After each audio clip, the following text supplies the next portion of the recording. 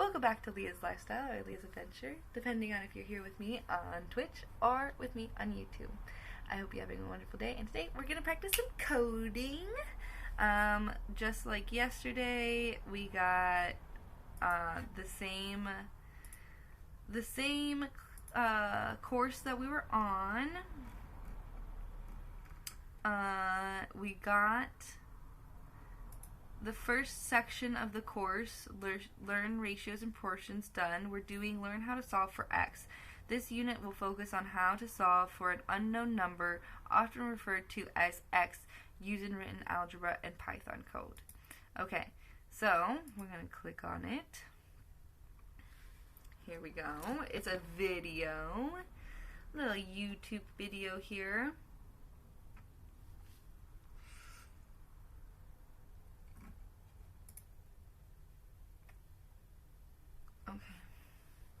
Here we're going to look at 4 different ways to solve for the unknown number. And in algebra we often call this x, just because x works nicely. X marks the spot. So if I had to put 4 different situations here, add, subtract, multiply, divide. So I put simple numbers because you might be able to do this in your head to see the answer, but the algebra explanation is you want to see what you're doing and do the opposite.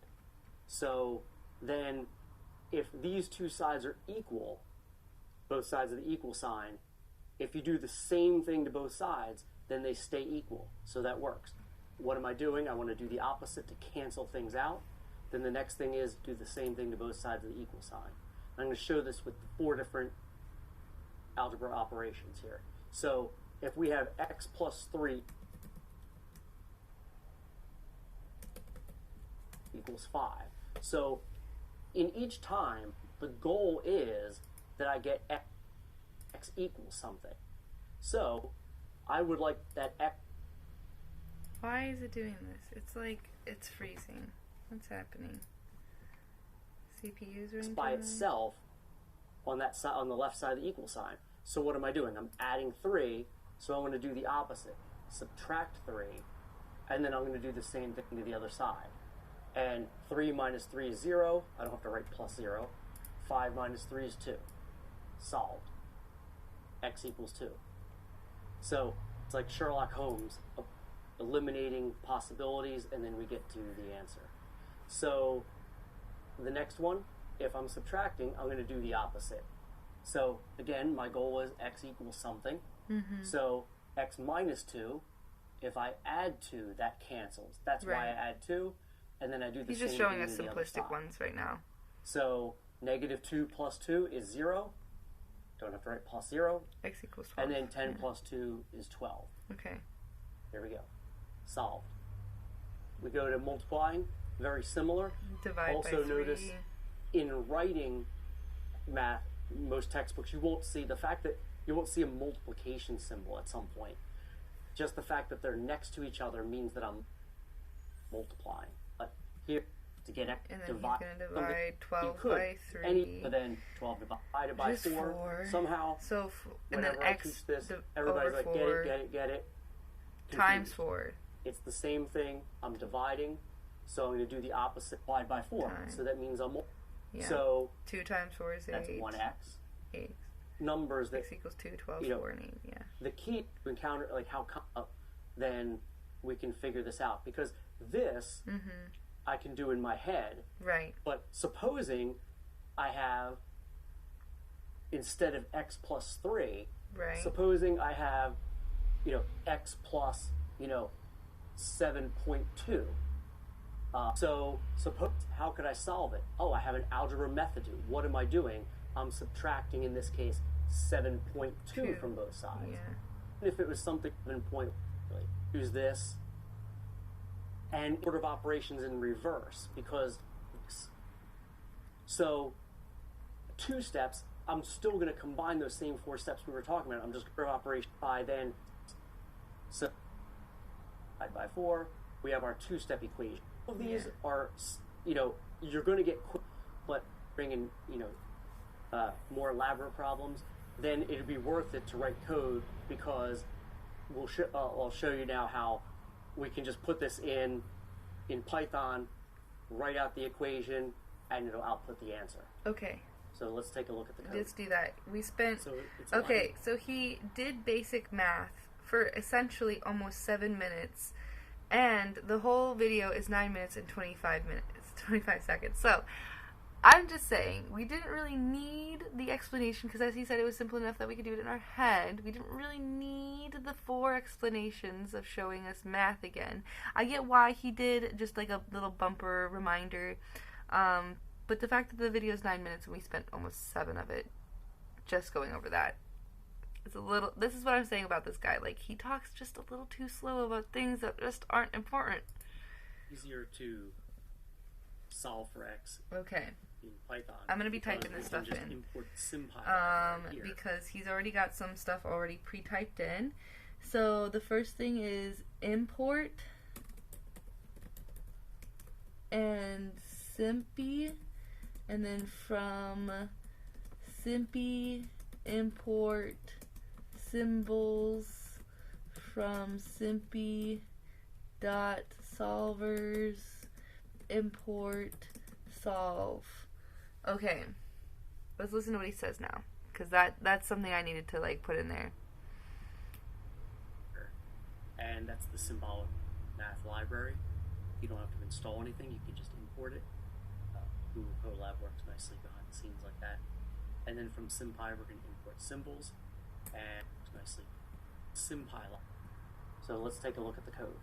Let's take a look at it. So it's a lot easier to solve for x in Python because we can just import the SymPy library here. What's a SymPy And library? that's the symbolic math library. You don't have to install anything, you can just import it. Okay. Google Colab works nicely behind the scenes like that. And then from SymPy we're going to import symbols, and from SymPy.solvers we're going to import solve. So we can import symbols to use x as a math symbol and solve for that, and solve is going to be the function we use. So we see here, then I'll define x equals symbols x, and that's defining that x is the variable we're solving for. I just put this comment here, but then the next thing we have, I define this variable eq equals x minus 2, and this is the function set equal to 0. So it's x minus 2 equals 0 is what we're solving for, and then that's the equation. So then I just put it in a print statement, print x equals, and Python syntax, then print that exactly, comma, and then our answer. And here's where we see solve eq, the equation, and use x as the variable. So we're going to solve that, x minus 2 equals 0, and see it outputs x equals 2. It'll print an array of whatever your answer is. This just had one answer. But if I had something like x squared, x squared minus 2, now that'll give me a square root answer. Kind of interesting how that'll show up. You see, square root of 2, rather than try to make that a decimal.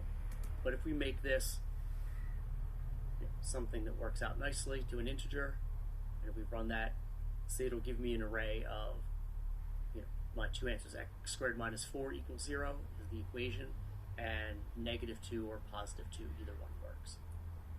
And remember, then if I have something like 2x, I can't just write 2x. I have to put 2 times x, because that's Python syntax. 2x minus 4, and then if we run that, there we go. We'll solve that. There we go. Much easier, and all of this stays the same. You just put your equation here and run it, and you can solve anything. Just make sure. You just put your equation here. What is that? That's an equal sign, though. See, he has, like, in the end it says print quotation x equals quotation. Let's see if that helps. Let's run it now. Nope, that space did not help. So I don't understand.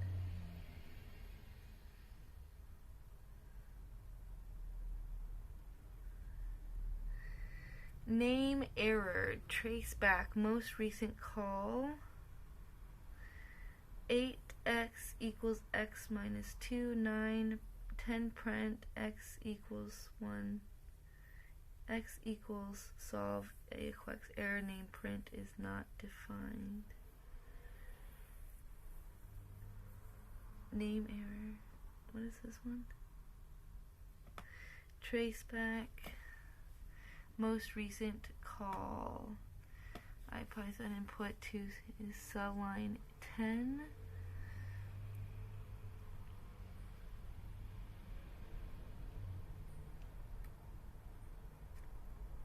So is it not supposed to be, is it like this?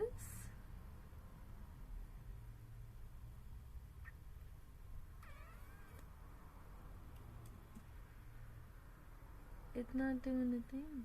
Oh, it's not supposed to be capitalized. Is that why? Is that why?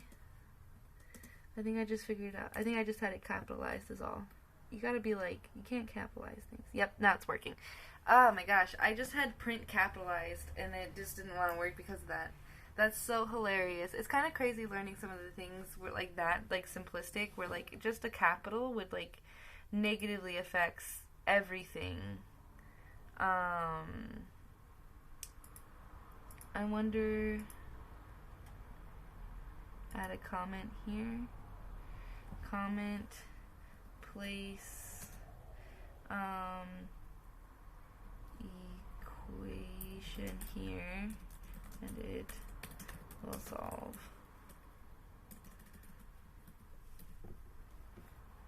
Comment.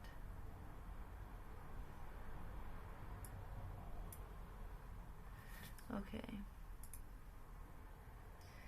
And this one didn't leave a comment on for yesterday's. I should have left a comment on yesterday so I can remember what each one is particularly for. Okay, and then I'm going to check my answer, submit to go to the next challenge. Okay, we got another video. Add the code for more ways to solve X from video codebook. Open the following collab notebook, run the cell, and practice solving one of the two-step algebra problems. As a bonus, look at the code that generates the practice problem. Question: if you import simpy and define x as a variable, what would be the output from the flow code?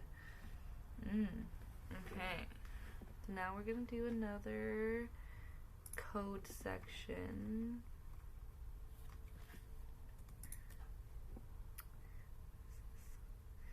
It's asking me to do this, like download this thingy. Oh, interesting. Oh, interesting. What is this?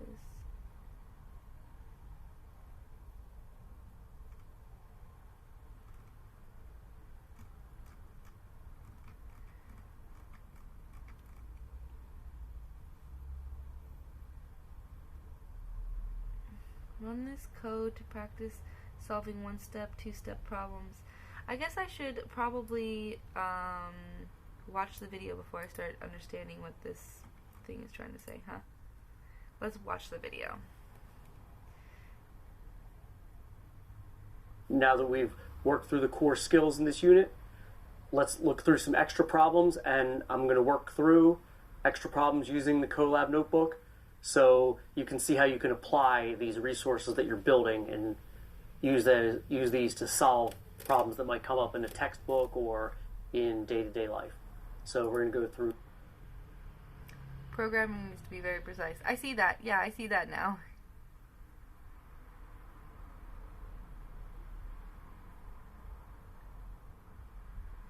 You know what the start of the code, the import x and get y from x does?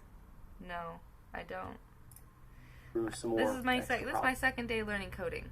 No, I don't know anything. Here. All right, so let's go a little bit deeper, looking at different ways we can solve for x here using Python code. And here is the code that we were talking about before. So we import simpy, so we can use our symbols, and then we're still from simpy import symbols and some simpy.solvers. And here I'm just going to define that symbol x, and this is the simplest thing. We can have all of this code, and I can just put my equation right here. Here's my equation, and then I can solve that equation, and I'm solving for x. Notice I don't even really need a print statement as long as this solve function is the last thing there. And then when we run it, So that's like we see typing. it will give this -1/2. And notice the brackets around it because it's a finite set. Nice. Solve. Pretty easy. And if I have something that solves for even, something more complex, like 2x squared plus 1. Now, this is setting this equal to 0. So 2x squared plus 1 actually won't have a real solution. We can actually take a look at that. And you see the negative square root of I, and that is I, the imaginary number. So it will give us this. There's other ways to make that square root display in a better way, but we'll get to that later.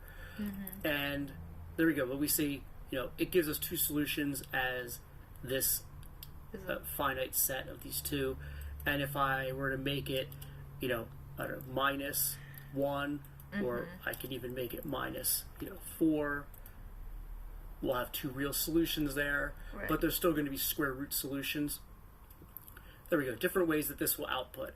But you get this. You can put the equation in there and see the answer. It'll solve pretty much anything Okay. you can type in there.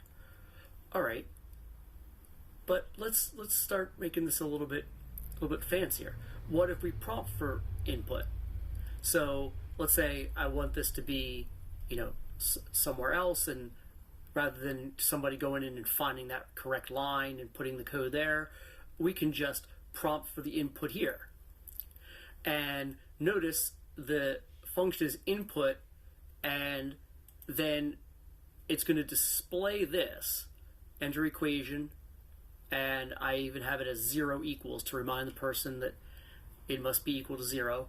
You could add another print statement saying make sure x is the variable, if that's what you'd like. And this input does come in as a string, but the fact that we are using these symbols, it will be able to interpret that. And here then we're solving and just putting that into a print statement. There we go.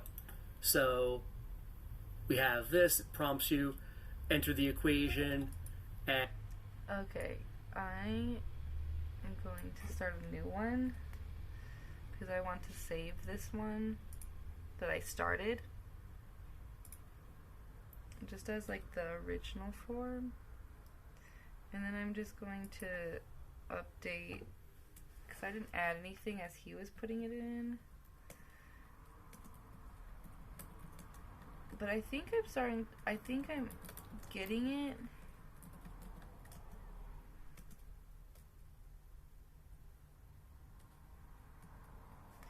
Okay, and there's a lot of tabbing that I can do, luckily.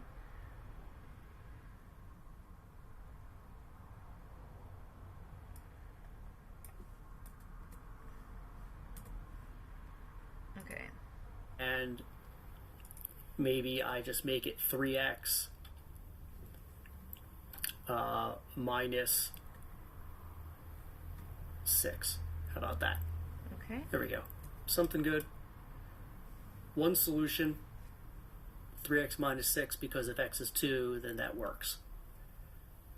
Okay, that's great. Okay. But again, But mine's not if doing it. I have multiple solutions, or maybe if I just don't want it to look like this, maybe I want it to be a little bit fancier. So again, this solve stores this as a finite set, so we can do more.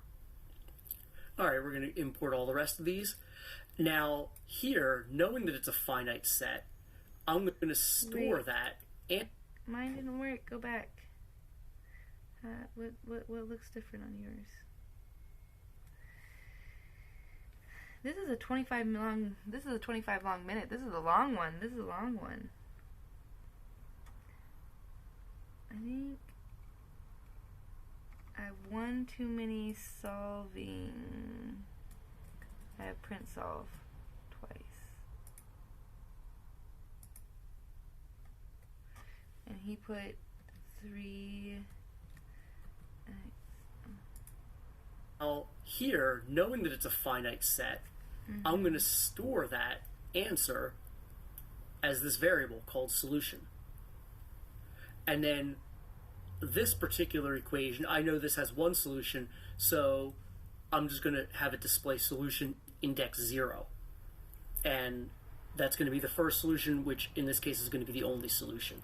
So when we run it, there we go. And again, this is pretty useful if I want it a little bit nicer output, just like having that nice user interface, you know, having it display 0 equals and then waiting for the prompt. So, you know, some other ways we can do this. That's not what I was looking for either. What the fuck's happening? Blah, blah, blah.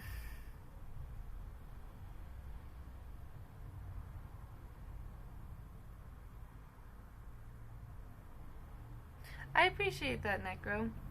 But again, if, you know, I have multiple solutions, or maybe if I just don't want it to look like this, maybe I want it to be a little bit fancier. So, solutions, or maybe then that one solution. How about that? Maybe prompts you. We're solved.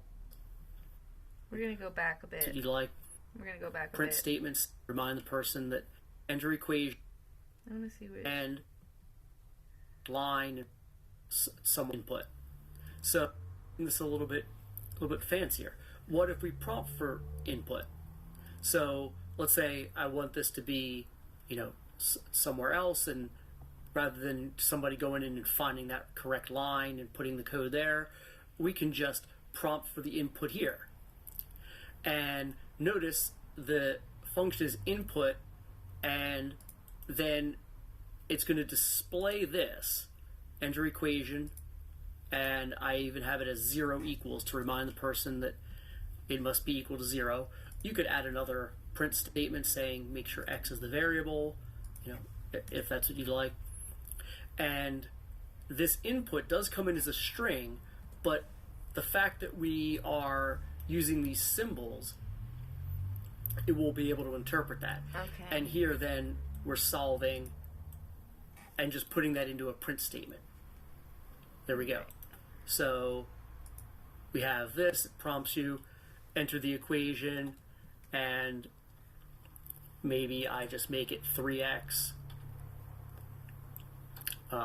minus 6. How about that? Okay, now mine go. worked. I Something had good. some extra One N's solution, in there.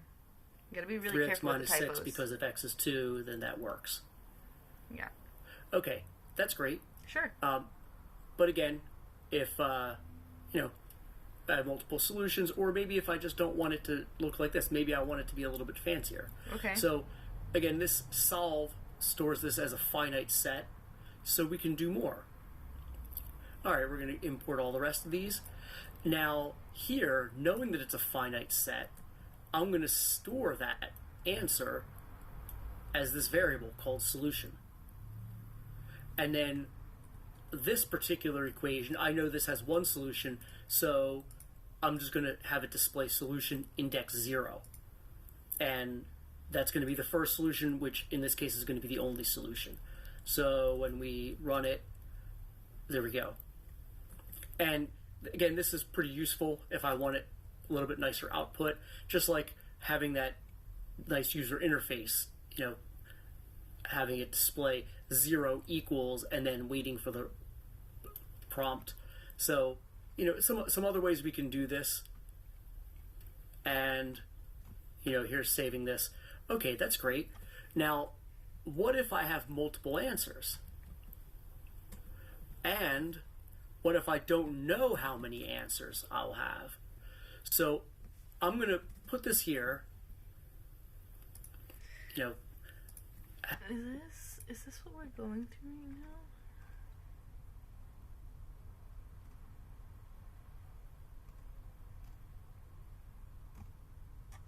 That's not what we're going through right now. Okay.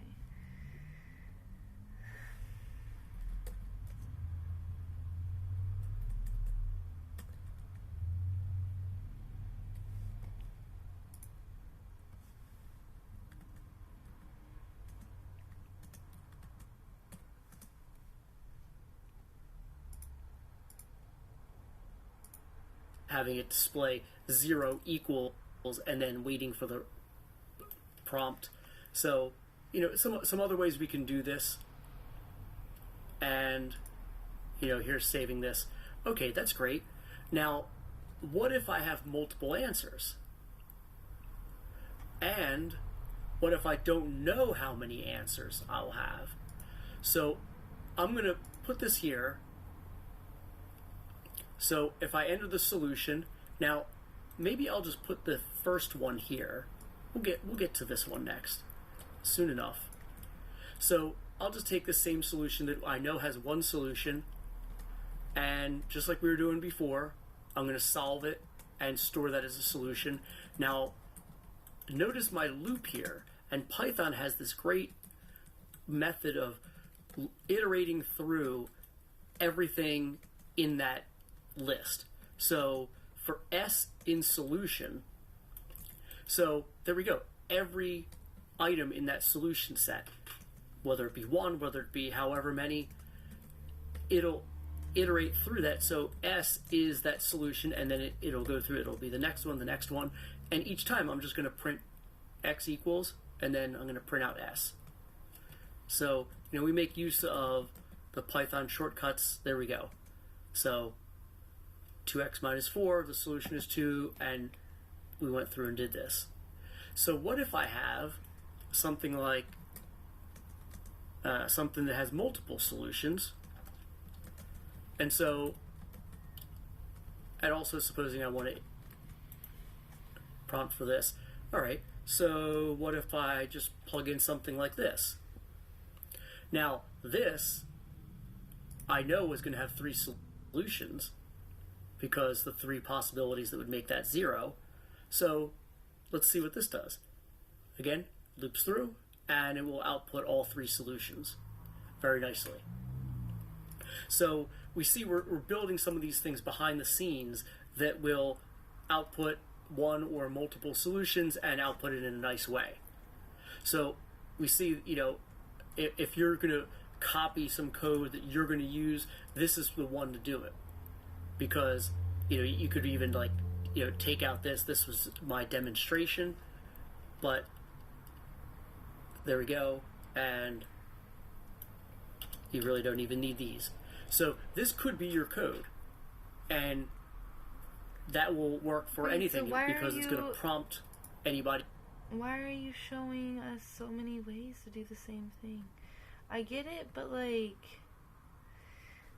are you showing us this elongated way to do it if you could just do it without those things?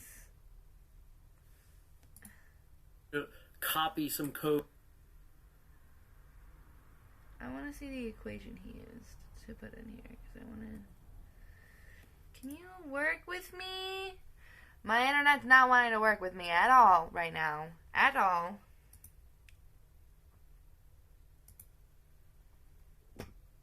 The video is literally frozen up. Will output one or multiple solutions and output it in a nice way.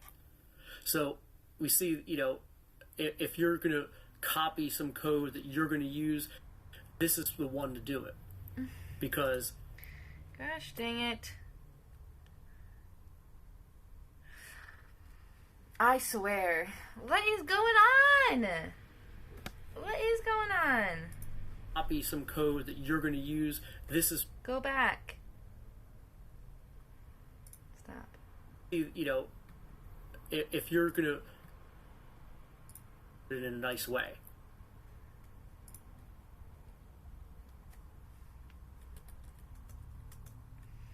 Sorry, I just want to make sure that I'm writing down these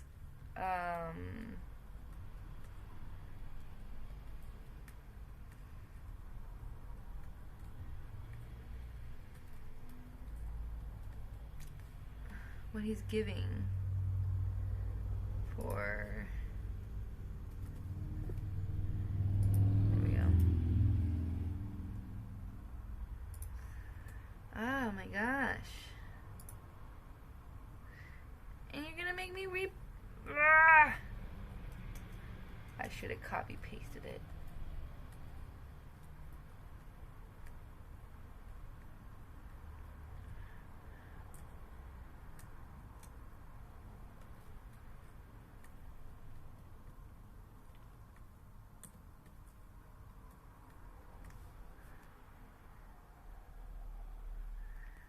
Okay, copy paste this.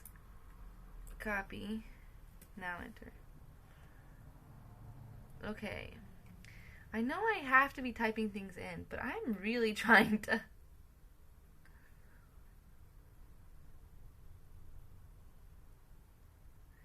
It says that that's wrong. Why?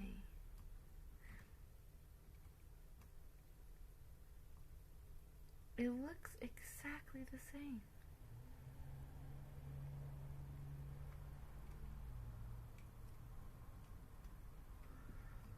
It says solution, space equals space, solve, EQ,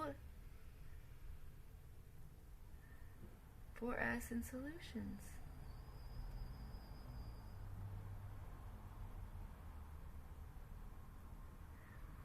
What does this say?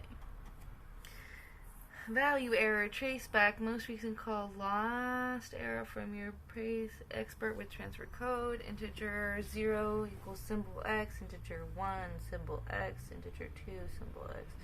The above exception has the direct cause of the following exemptions.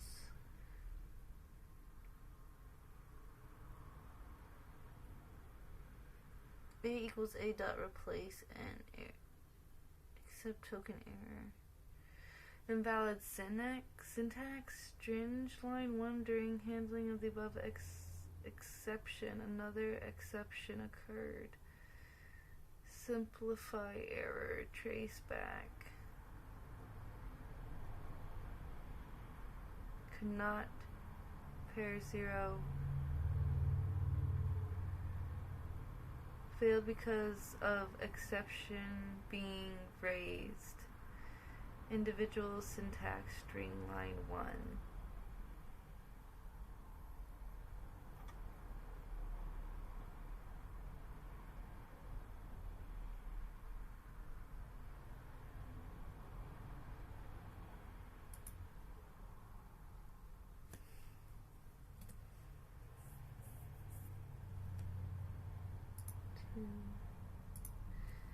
To get the equation.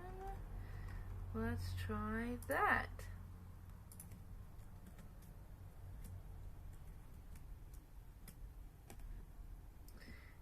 Nope.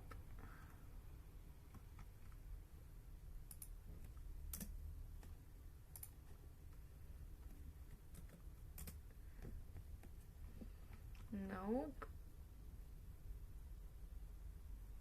String line 1. I don't know what that means. I think it means this. It's this. Is it has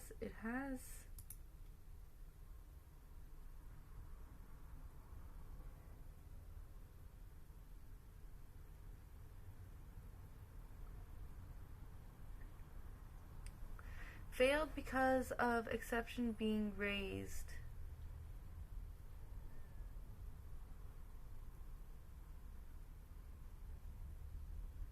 What is the exception?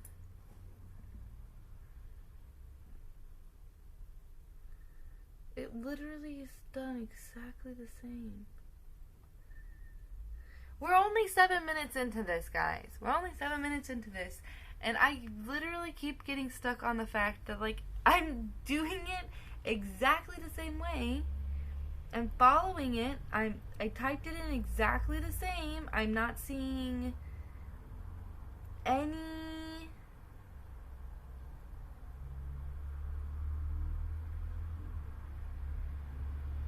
I don't see any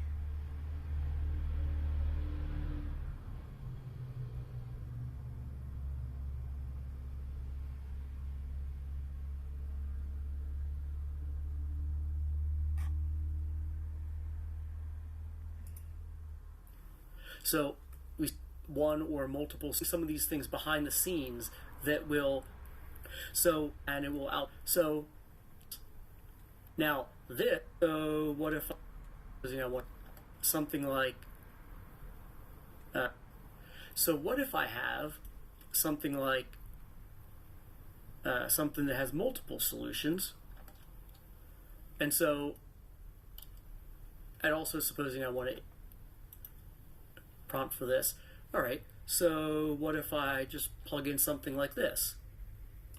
Now this I know is going to have 3 solutions because the 3 possibilities that would make that 0. Mm-hmm. So let's see what this does. Again, loops through, and it will output all 3 solutions very nicely. So we see we're building some of these things behind the scenes that will output one or multiple solutions and output it in a nice way. So we see, if you're going to copy some code that you're going to use, this is the one to do it. Because, you could even take out this. This was my demonstration. But there we go. And you really don't even need these. So this could be your code. And that will work for anything because it's going to prompt anybody, you or anybody else using this to enter the equation. So there we go. You see, we're building some tools here that we can use to solve. All right, what other ways can we do this? Now, some interesting things. We're also, this time we're going to call it VAR for variables, and we're going to use X, Y, but we'll come back to the Y. And we have this one first. You can use this for multiple equations, but I just call this one first. So there you go, 2x plus 10.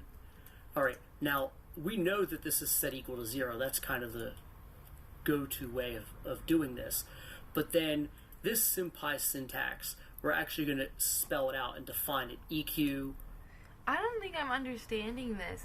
Okay, so I ran it the one way he originally had it, but then he was talking about switching it so that it would run,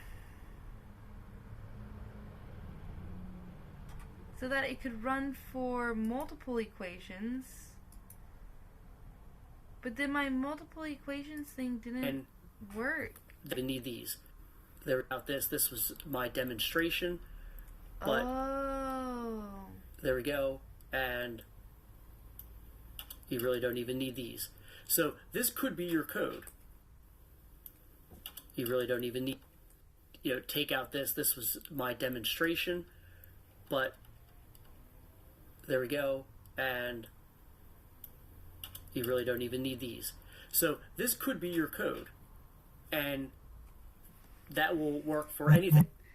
This could be my code. Okay, this could be my code, he says.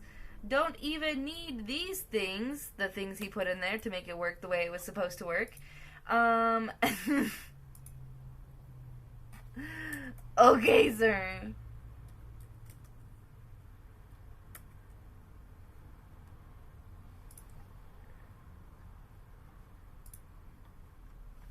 And then I can just put it in? Or... Gosh dang it.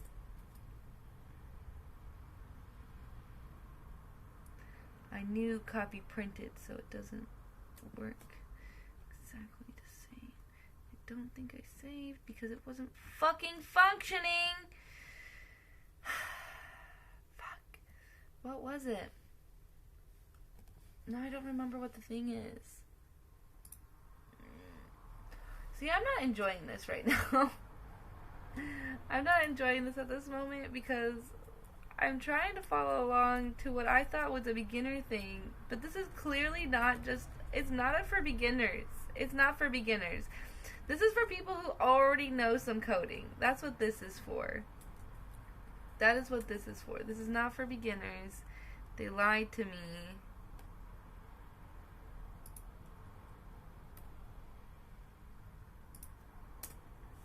Okay, now that works. Cool. Alright.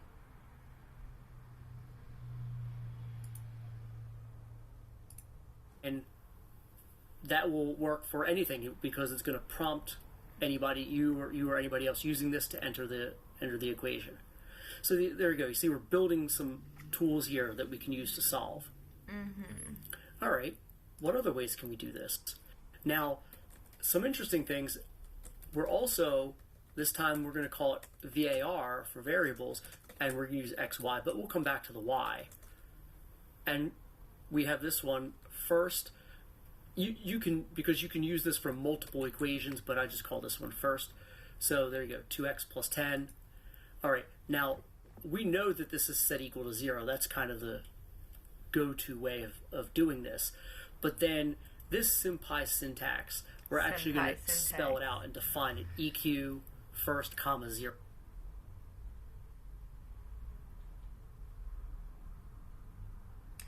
Oh, no, you're not going to be able to see anything on that I'm coding or streaming. I don't have a system set up for it. There's no way you can.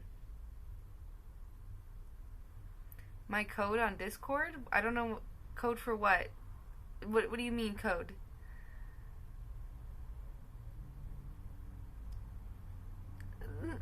Well, mullet. Just fucking sitting there. I don't know, guys.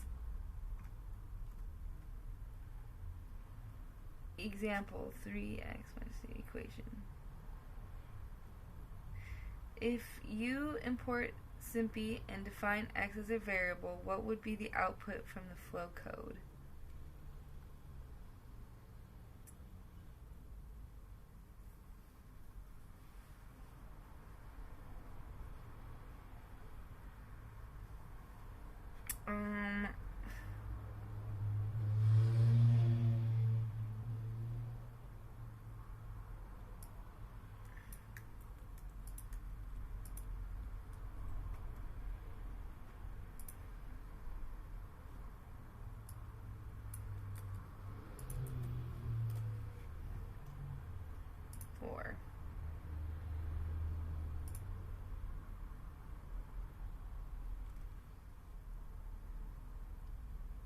Okay, we're going to blast through this. I will take notes later. We'll listen first. But I'm going to turn up the speed a bit. Because he talks slow. Let's see if that's too much.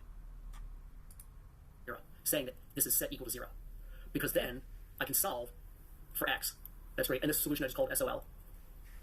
And since I have this one, I know that the solution is, there's only one, so I just put solve. That's my finite set, and I want the first index 0. So this is it. And actually, these are factored results, but this is actually going to give me a nice actual answer, because I can get that answer. X is -5. All right, now, here's where y comes in. Now, I have to have y there. If I define y as a variable, now down here, I can say, supposing this is equal to y. And you see that works. So spelling it out here, that's equal to y, but now I'll solve for x. So that's kind of interesting. And then when we do this, you see, Python can actually do some of this factoring for you. Rearranging an equation algebraically. So now it's solve y over 2 minus 5. Pretty cool. So we can do some things like that. We can rearrange things, and then if I have this, I could change it around a little bit or whatever, but some different things you can do. The default is make this equal to 0, but this gives you this other flexibility. You can call it equal to y, and then you can do some other things. You can solve for it. So pretty cool. As you do this, as you incorporate this into some of the notebooks that you're going to create, try some different things. That's the idea. Go through some different some different formulas or different equations in a textbook and say, hey, I try this. Like we could take a look at this and say, all right, let's see, solve for y. Now, what about if I have 2x? Then if I want to solve it for, and you can even include y in here. So there we go. And if that's included in y, then I still might then go back down here and say that this is equal to 0, because that's kind of the default way for that to go. And I can still go back and solve for x, and it should end up being very similar. Because whether that was, without this minus y saying it's equal to y, or with this minus y saying it's equal to 0, it's algebraically very similar.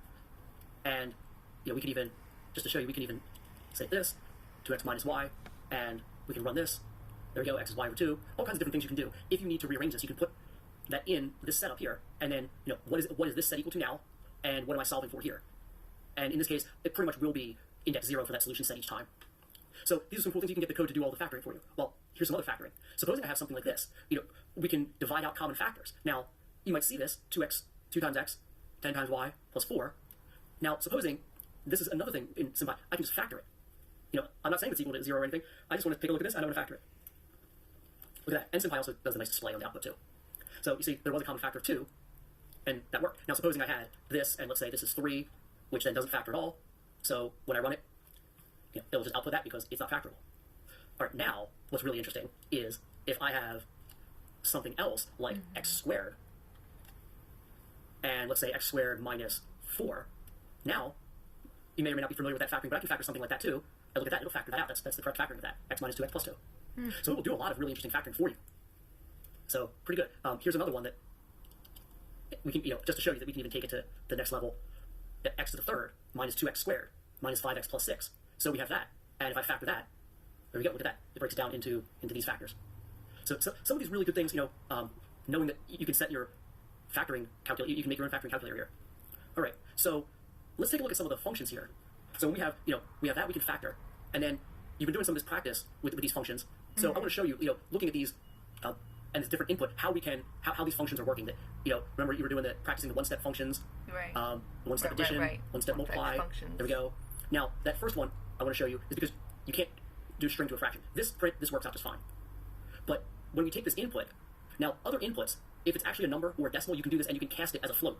So that's a number that could include a decimal. But if you know that it's going to be a fraction, this float won't work because that slash for the fraction doesn't parse nicely. So then this will give an error. Now, just because it says fraction here, that's just a display. If I just disobey that and put in a number, then it wouldn't give me an error. But as soon as I use that divide by. The more and more he talks and I'm understanding it, the more I'm realizing what he's explaining. But, man, it is taking everything in me right now to, sit here and, suck in exactly what it is that he's trying to show me that I'm doing with these calculations. I need that. So that's our first function here, is how do I convert the string input, including fractions, to a float? So this is the way Python functions work. I'm going to use this def to define it.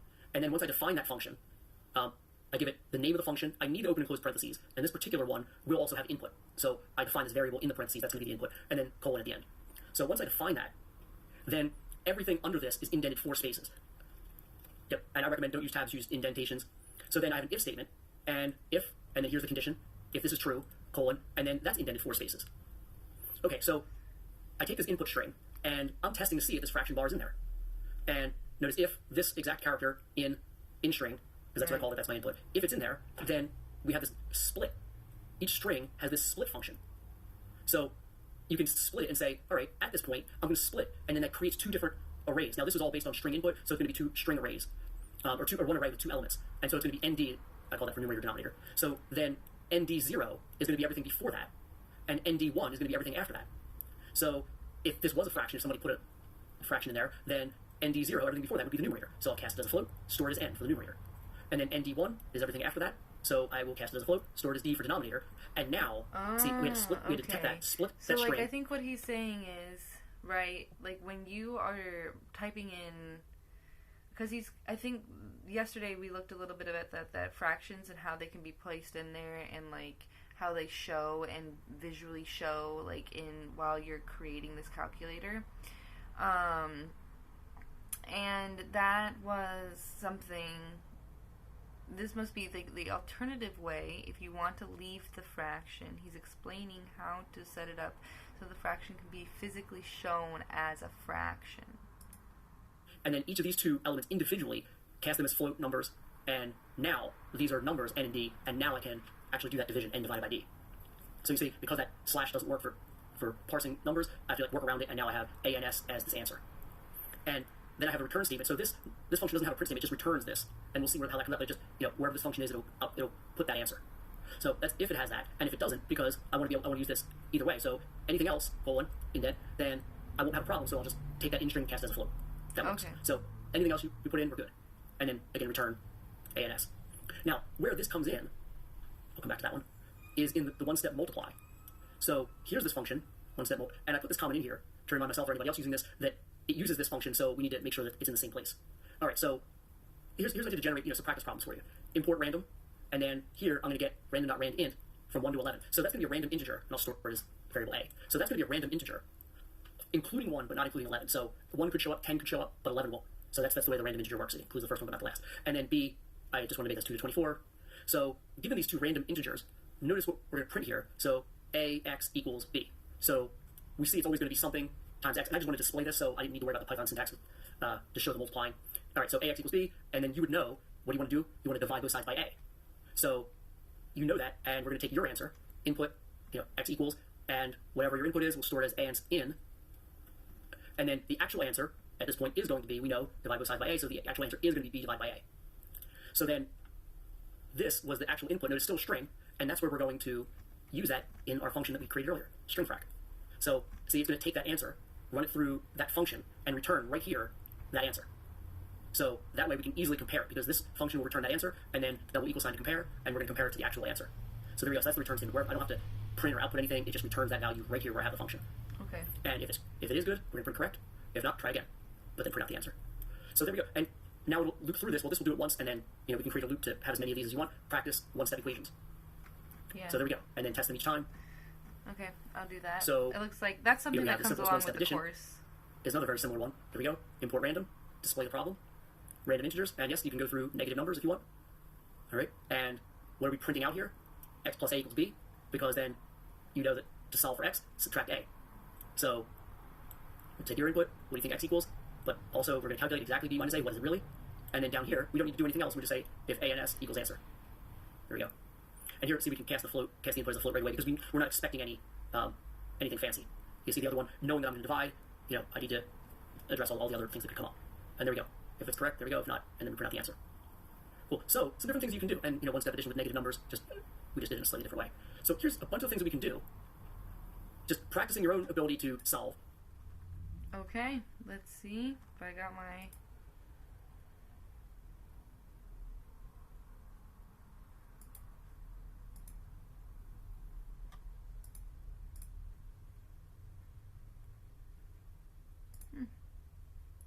Okay. I think that means I finished the course for today. So, let's read what you guys said. Hold on. I was watching an ad because that's how this asks. Okay. So that's my second course of the big course, of the section of the course. Tomorrow we're doing learn fractions and decimals. Yeah, there's a lot. So we have plenty to go through. Okay. I think that's where we're going to end it. Let me read your little things real quick. Oh, let me close out real fast. I'm going to close the YouTube and then we'll end. Thank you so much for joining me. I hope you have a wonderful day. And until next time, we'll see you later, guys. Don't forget to like, share, subscribe, and comment. What coding things do you use to practice? We'll talk soon. Bye!